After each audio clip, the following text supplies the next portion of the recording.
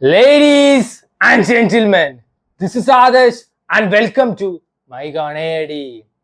ആട് 3 2026 most anticipated പടം, അല്ലെങ്കിൽ ഞാൻ കാണാൻ ഏറ്റവും കൂടുതൽ വെയിറ്റ് ചെയ്തിരുന്ന പടം ഇതൊന്നുമേ അല്ല.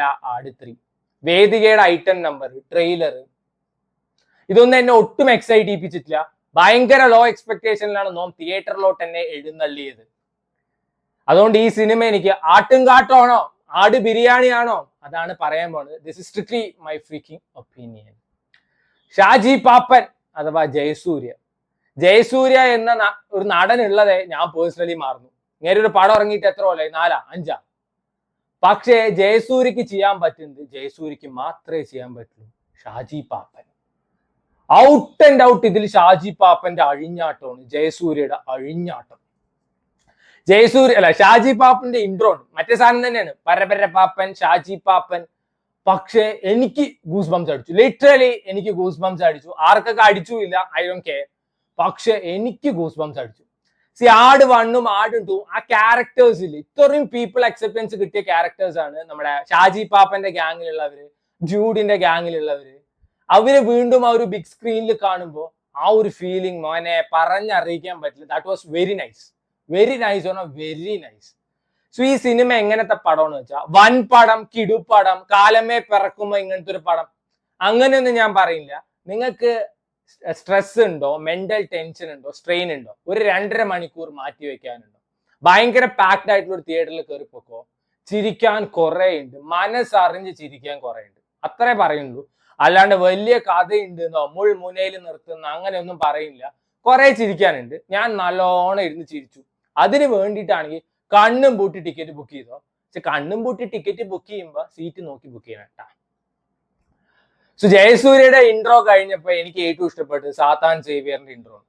1ലായാലും 2ലായാലും അങ്ങേർക്ക് ചെറിയൊരു റോളേ ഉള്ളൂ, വലുതായിട്ട് പെർഫോം ചെയ്യാനൊന്നുമില്ല. എന്നാൽ ഇതിൽ ത്രൂ ഔട്ട് അങ്ങേരുണ്ട്, നന്നായിട്ട് തന്നെ പെർഫോം ചെയ്തിട്ടുണ്ട്. പിന്നെ നമ്മുടെ ജൂഡിന്റെ ഇൻട്രോ, അത് സെക്കൻഡ് ഹാഫിൽ പീക്ക് സാധനമായിരുന്നു.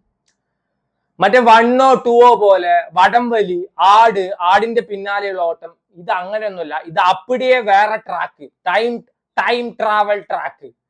സോ ഡിഫറെന്റ് ടൈം ലൈൻസിലുള്ള കഥ പറഞ്ഞു പോകുന്ന സിനിമയാണ്. You have past, present and future. അത് നല്ലൊരു കാര്യമാണ്, സംതിങ് ദാറ്റ് ഈസ് യൂണീക്ക്. പക്ഷെ ചില സമയത്ത് അത് ഭയങ്കര ഇറിറ്റേറ്റിംഗ് ആയിരുന്നു.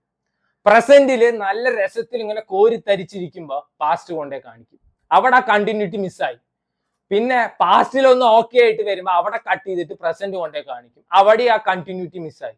കഥയും പരിപാടിയൊന്നുമില്ല, ഏതൊക്കെ ക്യാരക്ടേഴ്സിനെ എവിടേക്കൊക്കെ കാണിക്കുന്നുണ്ട്, അങ്ങനെയാണ്. അതാ പറഞ്ഞു, ചിരിക്കാനുണ്ട്, അത് മാത്രമേ ഉള്ളൂ, അത് മാത്രമേ പ്രതീക്ഷിക്കാൻ പാടൂ. പക്ഷെ കമ്പയറിങ് ടു 1 and 2 ഇതിൽ ഹ്യൂമർ കണ്ടന്റ് കുറച്ച് കുറവായിട്ടാണ് പേഴ്സണലി തോന്നിയത് എനിക്ക്. പക്ഷെ ആട് 1 ആണ് ഏറ്റവും ഇഷ്ടം, പിന്നെ ആട് 2, പിന്നെ ആട് 3 വരും. സെക്കൻഡ് ഹാഫ് ആയ സമയത്ത് ആദ്യത്തെ ഒരു 10 മിനിറ്റ് ഒക്കെ കിടുകിടുകിടാന്നിരുന്ന് ചിരിച്ചു. ഡ്യൂഡിന്റെ റീ ഇൻട്രോ കിടുവായിരുന്നു. പിന്നെ ഒരു ഹൈ മൊമെന്റിൽ കൊണ്ടുപോയിട്ട് അടുത്ത പാർട്ടിൽ വരാ പറഞ്ഞിട്ട് പോയി. And that was very disappointing. അത് എനിക്ക് ഭയങ്കര ഡിസപ്പോയിന്റിങ് ആയിട്ടാണ് തോന്നിയത്. നല്ല ഹൈയിൽ നിൽക്കുമ്പോ പറയണ ചോറില്ല, കഴിഞ്ഞു, അടുത്ത ദിവസം ആകും. അത് ഭയങ്കര ഡിസപ്പോയിന്റിങ് ആയിരുന്നു. ആൻഡ് ഇതിലെ വേദികയുടെ ഐറ്റം നമ്പർ, സോ നമ്മുടെ വിജയ് ബാബു പറയണ്ടായിരുന്നു, നിഖില വിമലിന്റെ ഐറ്റം നമ്പർ ആയിരുന്നു എല്ലാവരും പ്രതീക്ഷിച്ചിട്ടുണ്ടായിരുന്നു. നിഖിലെ പോലെ ഇത്രയും നന്നായി ഓസ്കാർ മികവുള്ള ഒരു കൊച്ച് ഐറ്റം ഡാൻസ് ചെയ്യേ, എവിടെ നടക്കണ കാര്യം ഇത്? അപ്പൊ രജീഷയ്ക്ക് എന്താ അഭിനയിക്കാൻ അറിയില്ലേ? രജീഷ് ഈ ഇടയ്ക്ക് ഐറ്റം ഡാൻസ് ചെയ്തിട്ടുണ്ടല്ലോ. നിഖിലച്ചയ്ക്ക് അഭിനയിക്കാൻ അറിയുന്നൊന്നും വെറുതെ നോണ പറയരുത് കേട്ടോ. നിഖില വിമലിനൊന്നും കൂട്ടിയാൽ കൂടൂല ഈ സാധനം. ഈ സിനിമയില് ഈ ഐറ്റം നമ്പറിന്റെ ഇമ്പോർട്ടൻസ് ഒന്നും ഇല്ല വലുതായിട്ട്. പക്ഷെ വേദിക കിടുവായിരുന്നു പറഞ്ഞാൽ നിഖിലേച്ചി ഒന്നും കൂട്ടിയാൽ കൂടൂല. അതിന്റെ മറ്റേ ഡാൻസ് കോറിയോഗ്രാഫി, അതേപോലെ തന്നെ സോങ് ഒന്നും അത്ര വലിയ ഗുമ്മില്ലെങ്കിലും വേദിക വാസ് സോ ഗുഡ്. അല്ല, നിഖില വിമലിനൊന്നും കൂട്ടിയാൽ കൂടൂല. ഈ സെക്കൻഡ് പാർട്ട് എന്നുള്ള പരിപാടി ആദ്യമൊക്കെ കാണുമ്പോൾ നല്ല രസമായിരുന്നു. അതായത് ഫസ്റ്റ് ആദ്യത്തെ ഒരു 5 പടം 10 പടം ഒക്കെ കാണുമ്പോൾ പിന്നെ ഏത് അണ്ടനും അടകോടനും പടം കൊടുക്കുമ്പോൾ സെക്കൻഡ് പാർട്ടാണ്. പ്രോപ്പർ ആയിട്ടൊരു ക്ലൈമാക്സ് ഇല്ലെങ്കിൽ അവിടെ സെക്കൻഡ് പാർട്ടാണ്. ഇനി ഇതിപ്പോ 2-3 കൊല്ലം കഴിഞ്ഞിട്ടായിരിക്കും ഇതിന്റെ അടുത്ത പാർട്ട് വരാൻ പോകുന്നത്. അപ്പൊ ഈ പടം കണ്ടതൊക്കെ മറന്നു. ആ ഒരു സിനിമ കാണാനുള്ള ഒരു എക്സൈറ്റിംഗ് ഫാക്ടർ അവിടെ പോയി. നല്ലൊരു ഹൈയില് നിൽക്കുമ്പോ പറയാണ് ഇലയിട്ടിട്ട് ചോറില്ല. എനിക്ക് അത് ഭയങ്കര ഡിസപ്പോയിന്റിങ് ആയിട്ടാണ് തോന്നിയത്. ആൻഡ് ഇത് മ്യൂസിക് വർക്ക് പറയുമ്പോൾ യൂഷ്വലി മറ്റേ ഫസ്റ്റ് പാർട്ടിലും സെക്കൻഡ് പാർട്ടിലും ഉള്ള സാധനം തന്നെയാണ്. പരപര പാപ്പൻ, ഷാജി പാപ്പൻ, ആ സാധനം അങ്ങനെ തന്നെയാണ്. പാസ്റ്റിലുള്ള ക്യാരക്ടേഴ്സിന് ജയസൂര്യയുടെ ക്യാരക്ടറിന് കൊടുത്ത music work that was nice. ബാക്കിയൊക്കെ പാർ സാധനം, പൂറല്ല ആവറേജ് സാധനം. സോ ടു മീ കുറെ ചിരിക്കാനുള്ള ഒരു പടം അത്ര തന്നെ ഉള്ളൂ. അല്ലാതെ വൻ സാധനം കിടു സാധനമായിട്ടൊന്നും എനിക്ക് പേഴ്സണലി തോന്നിയില്ല. കുറെ ചിരിക്കണം എന്നൊക്കെ ആഗ്രഹമുള്ളവർ ഭയങ്കര പാക്ഡ് ആയിട്ട് ഒരു തിയേറ്ററിൽ പോയി കാണുക. OTT ഒന്നും കണ്ട അധികം വർക്ക് ആവാൻ തോന്നുന്നില്ല.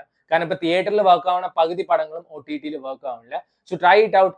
ആട് 3 to me is an average flip.